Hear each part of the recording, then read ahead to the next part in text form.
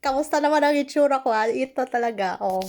Ayan talaga ang itsura ko, guys. Wala akong suklay. Naghilamos lang. Kasi nagutom na.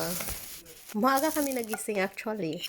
Kaso nga lang, parang ang tamad ng day ngayon. Kasi biglang nag-snow.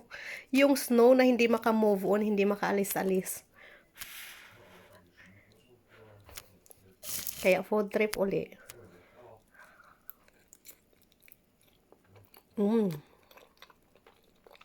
Ang sarap. Yung lasa ng upo, grabe, ang sarap niya pala sa pansit. At saka sardinas. Wala itong ano-ano guys. Asin lang talaga at saka kunting tuyo. Wala akong nilagay na magic sarap na yung pang-pa-enhance ng lasa. Natural taste. Ang sarap. Yung lasang bukid. Yung maalala mo yung buhay mo sa probinsya.